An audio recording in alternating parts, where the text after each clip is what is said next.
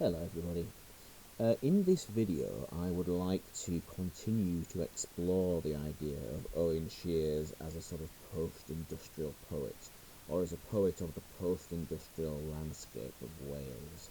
And to that end, in this video we'll look at, on page 35, the poem History, on page 26 the poem The Steelworks, and then the video that follows will also look at the poem Border Country as well. But first then, a few notes on the background before these poems, and then we'll begin properly.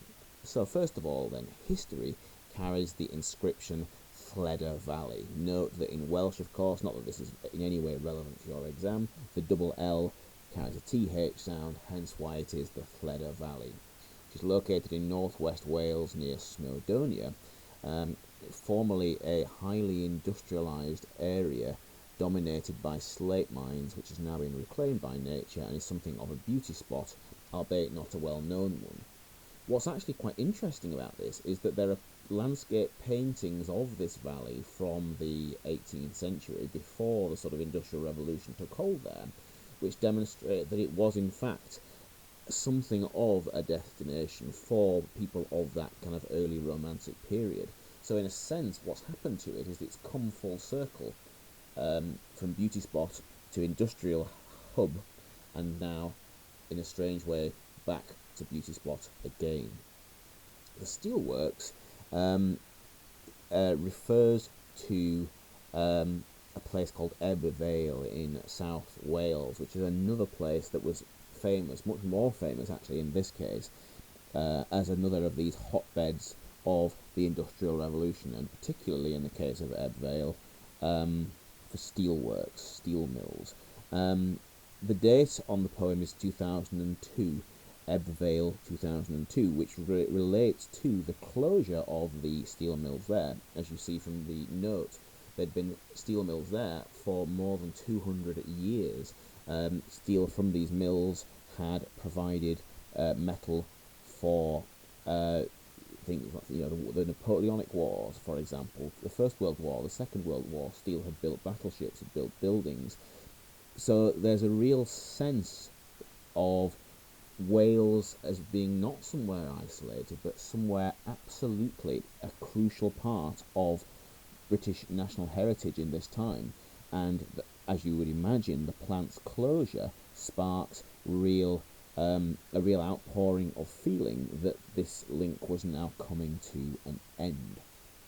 And the site actually has been now, or is in the process of being redeveloped. It's a huge site.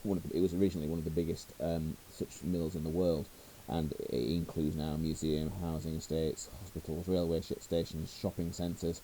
The fact that they can do all of those things in it gives you some idea of the actual size of it.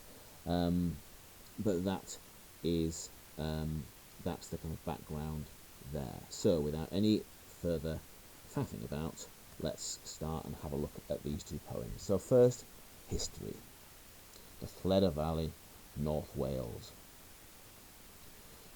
Don't try to learn this place in the pages of a history, but go instead up to the disused quarry, where the water lies still and black as oil, and the only chiselling is that of the blackbird's song drilling its notes into the hillside soil. And there, beside the falls of moss, pick yourself a blade of slate long as your arm, rusted, metallic in sound. Tap it with your heel, then with your fingertips at its leaves gently prise it apart, and see how it becomes a book of slate, in which you can read a story of stone, one that's written throughout this valley, in every head, across every heart, and down the marrow of every bone. And now, the Steelworks. Except it doesn't anymore. A deserted mothership becalmed on the valley's floor, sheep passing through the car park, padlocks rusting on the gates, and birds nesting in the breathless vents. The work happens elsewhere now, sometimes all day, men pressing and dipping in the lifting bays, locking out elbows, rolling a bicep up an arm then away, or just kneeling and bowing to the benediction of a lateral pull. Pumping iron under strip lights, they take the strain of another afternoon shift with screw-tight eyes, pneumatic sighs, while at the window, still in the rain, rolling off the clouds in sheets across a brushed metal sky.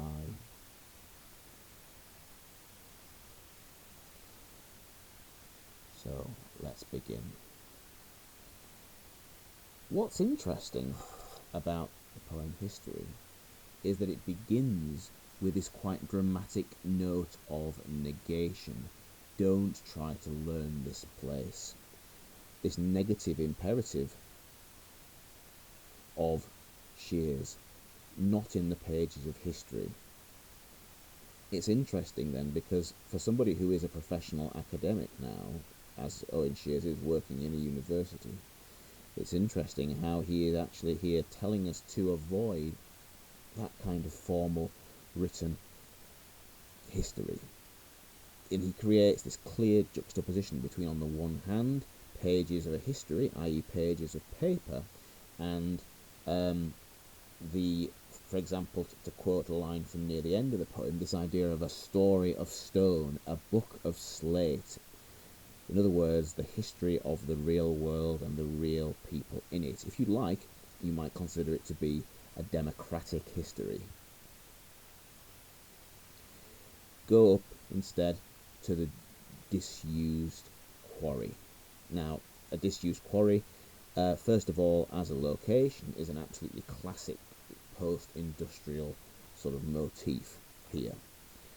But what he notices is the beauty of it. The water lies still and black as oil, and the only chiselling is that of the blackbird's song drilling its notes. Now notice here some of the images. They're similarly black as oil. You've got the verbs chiselling and drilling. The images that he uses, therefore, are industrial images. And yet he is subverting those here, because what he is doing is to describe how the lake that now lies in this disused quarry is in fact incredibly beautiful.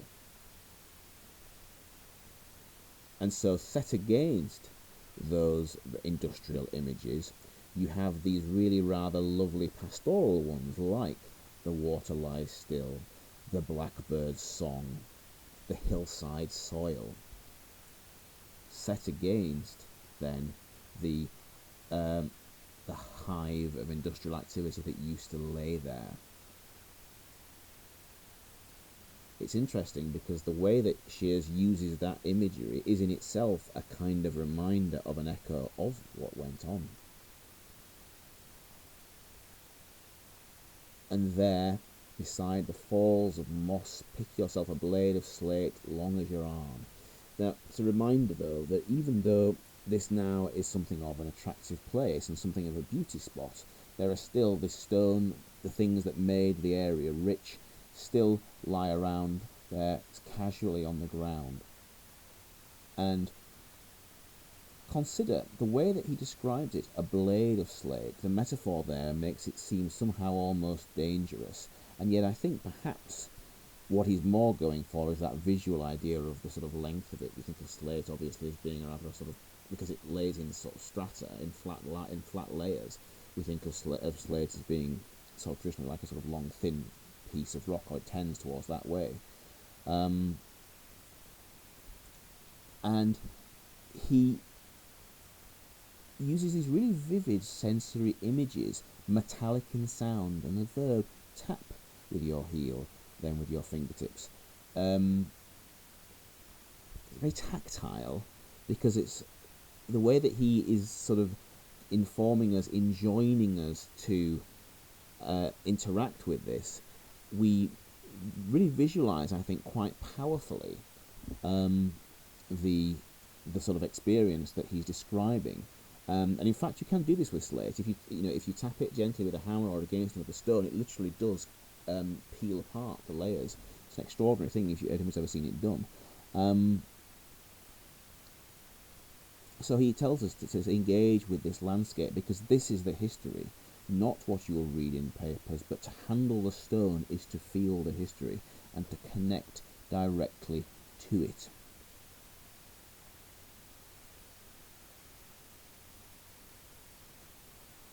The image of tapping at its leaves, again I suppose links back to the rather pastoral and the natural imagery, but again the leaves of a book, because leaves is a synonym for page, it alludes to that idea as well, the book of slate, the story of stone. And see how it becomes a book of slate in which you can read a story of stone, one that's written throughout this valley. Because of course the other thing is, if you think about the nature of history, what we think of as history is that tiny sliver of the most recent couple of thousand years of history of the world, what we might call recorded history. But actually what Shears perhaps is also saying here is that the history that you see in stone is the history of the world itself, which dwarfs the tiny little thing that we think of as history. Everything else tends to get dismissed as prehistory, as in before written history. And yet he is saying actually that is something that is so much greater. And if you think about it, this is a place that was a beautiful spot for millennia upon millennia. It was scarred by industrial activity for a few hundred years, and now how quickly it is returning to nature. It's actually a very positive message in a strange sort of way, because it suggests that the ability of humans to damage the landscape is in fact actually very small. The idea that already the damaging impacts of humans is being rapidly forgotten from this place. You could go up to this quarry, for example, that now is filled with water, and you might think this is a sort of, a very beautiful mountain pond or mountain tarn. You wouldn't necessarily think that it was something that had been made by man with one purpose only, that of making money. But this story that's written throughout this valley, then, in other words, the history that persists in every head, across every heart, and down the marrow of every bone. So, in a sense then, he's suggesting that the people who live here are a part of this. This history that you see in this slate is in their bones. It is a part of them, far more than an academic written history, written hundreds of miles away, would ever be. And it's interesting how the image about the bone being almost stone-like in this sense, again, it tells us a little about the sort of toughness of the people, which again I think links quite nicely to some of the earlier poems that we've mentioned, particularly the ones about Shears's father, this idea of the Welsh as a tough people, a hard people. But notice in that juxtaposition of head and heart, he is explicitly suggesting, both in the rational mind and in the seat of emotions, the heart, in both those parts people are tuned into this history. And so it's a claim for Welsh heritage as well, this idea that the Welsh are in some spiritual way attuned to their history, perhaps more than other people, perhaps more indeed even than the English might be another implication of this. Now, the structure of this poem is an unusual one, because it comprises the two quatrains followed by a couplet. And you'll notice that that sequence of 10 lines that forms the first part of the poem is fully enjambed, is entirely sort of free and organic, perhaps you might argue echoing the sort of wild nature that we're experiencing here, and the end stopping does not occur until the end of that couplet. It's been suggested that the splitting of these quatrains into couplets is in itself a kind of visual metaphor for the splitting of slate. You might think that that's a little bit fanciful, but that is something that has been argued. And he then more or less repeats that structure again, quatrain, quatrain, couplet, although this time it's slightly more disjointed. The two quatrains, for example, are both end stopped in this case.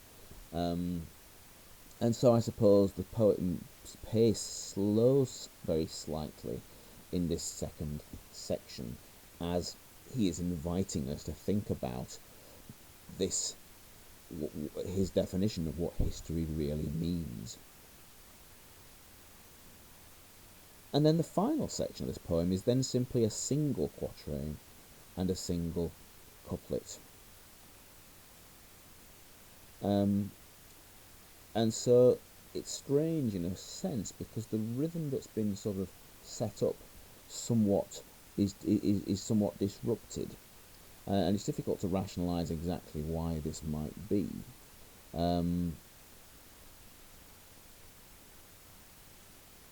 There's no particular logical thing, unless, who knows, what is it? Is it to imply the incompleteness of any kind of history? Difficult to really come with any kind of conclusion. Once again, like so many of these poems, it's written in an irregular metre in free verse.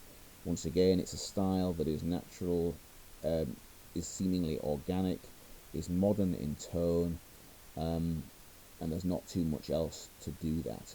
And again, I suppose rather like the poem Father that we've just looked at. Once again, this is a poem that takes as its structure a journey, and again this time notice how much he likes journeys upwards as well. In this case, the ascending of this valley, much like the ascending of Stirred Hill in that poem, and so it takes its structure from that, and it almost, in a sense, represents a kind of journey back in time, a journey away from the sort of civilization at the bottom and up into the wilds, which is also up into the past, spiritually or metaphorically. Something there to bear in mind. Now, to move on then to the Steelworks. Now, first of all, I would argue that the way this poem literally begins with a title, and clearly every poem begins with a title, but the way this poem begins with a title, which is also the first line, I think immediately lends it a certain impatience, a certain anger, which I think very much reflects the feelings towards the closure of the Steelworks at the time in 2002. Not least, of course, because of the fact that it was such a key part of Welsh identity and a symbol of Wales's place in the world. So, except it doesn't anymore, a deserted mothership becalmed on the valley's floor. Now, obviously with this metaphor of mothership, obviously there's a sort of certain element of reference to sort of space travel or something like that, but I think that it has this kind of implication, doesn't it, of a sort of home base, as something which feeds and something which nurtures. And clearly, while the Steelworks itself did not travel, the steel it produced absolutely would have done, as we said, through ships and through all these kind of things, through machinery around the country. So there is a sense that it represented a kind of contact with the world for Wales. But now the verb becalmed. Now it is simply left. Sheep passing through the car park, padlocks rusting on the gates, and birds nesting in the breathless vents. Now, very similarly, I think, to history, we have this whole sort of series of these very post-industrial images, but again, it's a sense of rewilding, isn't it? It's a sense that nature is reclaiming what has been taken from it. Animals grazing, padlocks rusting, i.e. reverting back to nature, and birds in these vents. The work happens somewhere else now. Now, I suppose, in a sense, this is the kind of irony of it, isn't it? It's not like the world does not need steel, but it's the sense that it's no longer now, for whatever reasons, being made here. And that's the bitterness of it. Local people are unemployed. This local symbol of pride stands empty, while other people have the same experience previously experienced by Wales. Now, we talked a little bit in the poem Father and elsewhere about these definitions of masculinity. And it's interesting here how he talks about men in this way, pressing and dipping, locking, all these continuous verbs that emphasize their activity in juxtaposition to the verb becalmed, which sits in the first stanza in the past tense. So the work continues in juxtaposition to what we see here now. The verbs continue. You've got rolling, kneeling, and bowing, which continue with those. Now, the reference to rolling a bicep, of course, clearly a bicep, the arm muscle is very much something that is associated with masculinity and with strength. And so it's interesting that that's what Shears chooses here. But this idea, again, of the sort of hegemonic masculine role that the industry allowed to be promoted. Kneeling and bowing to the benediction of a lateral pull, as in literally pulling something sideways in contrast to lifting. But benediction is a religious metaphor here. The idea of kneeling down to be blessed. But again, I suppose, therefore, it perhaps tells us something about Shears' views about the sanctity, the metaphorical sanctity, but the metaphorical status and dignity and self-respect provided by this kind of manual labour in these factories. We have the image of the rolling up of a bicep, and in the next stanza, the reference to pumping iron. Again, while on the one hand it is seemingly talking about the industry, but the metaphor there is very much around this idea of sort of working out, of fitness and strength and masculine virility. And the fact that it takes place under strip lights, again, I suppose rather like the image of the mothership, it's a reminder that this is the modern age. It is the modern age which is destroying these symbols of Welshness and Welsh identity. And it's interesting because in history, Shears seems to celebrate this progress, but in Steelworks it's rather different, because he seems rather more regretful, even angry, that this progress is taking place. So in that regard, the poems are quite opposite to one another. Continues then. They take the strain of another afternoon shift with screwed tight eyes, pneumatic sighs. Now, I think, again, it's ambiguous precisely what is meant here. But when he talks about taking the strain of another afternoon shift, my implication is that he's now talking about men working elsewhere, and rather than it being manual labour, the fact that it's screwed tight eyes implies that now it's some kind of service sector work. We're not talking about the working of the muscles. In fact, there's a sort of juxtaposition between the bicep and the pumping iron and the screwed tight eyes, that in that sense there's something almost undignified about the nature of the modern work that might replace this factory. And the sighs, again, the sighs described as pneumatic. Once again, you can link it back to things like the blackbird's song drilling its notes in the poem History, because it's a description of what has replaced industrial activity, sort of using the same kind of imagery to almost evoke that memory, and yet at the same time it also trivializes or perhaps diminishes the modern work that replaces it. From the old days of these men pressing and dipping to these people who screw tight eyes, the indignity of it. And you have then this sudden, rapid sort of shift. The poem that begins, as it were, outside, with this very kind of wide-angle image of the factory that zooms in, rather, to focus on these men under strip lights, zooms in. But the final stanza returns out again, while at the window still the rain rolling off the clouds in sheets across a brushed metal sky. So there's a reminder that all of this world and landscape is outside. And once again, the fact that the sky is described as being of a brushed metal, again, it's this use of these industrial type images to evoke the sort of natural or the rewilding phenomena that come afterwards, that I think gives this poem quite a lot of its power, rather like with history. It's the reminder of the past in Shear's depiction of the present.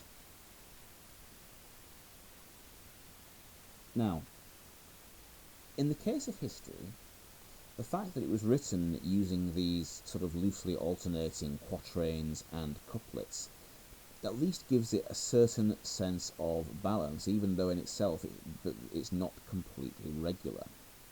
But the fact that this poem is written in these tercets, these 3-line stanzas, I think gives it a particularly awkward and a particularly unbalanced feel. There's a sort of certain lack of rhythm to it. I think it begins. I mean, you could argue if we take the argument that the title is the first line, it sort of doubles up as the first line, then that becomes even more awkward, because then on that basis the first stanza is almost like a sort of tercet with a half line, which I think the fact that it starts on that half line, this, as we said, this rather bitterly punning half line, I think is a particularly is a particularly awkward, particularly discomforting opening, which very much echoes Shear's mood and the intentions here.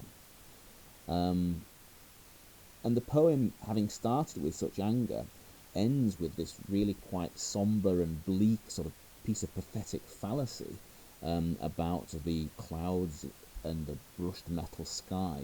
This somehow the future here then is sort of strangely bleak. Well, not strangely, of course, at all, because if, as many Welsh people did, you lament the passing of the factory, I suppose it makes complete sense.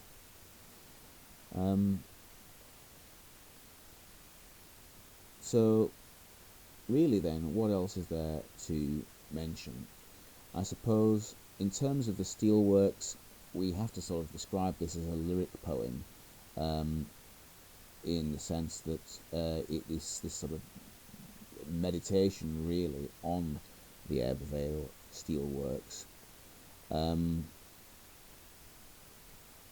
I suppose probably that's about all that we can say on these, other than to keep thinking about the way that they relate to the other poetry that we've looked at so far. In my next video, we'll look at the poem Border Country, which is another one which uses the idea of a sort of disused, or in this case a reused, quarry to explore a kind of post-industrial landscape, but in that one it's more personal in terms of growing up and context like that.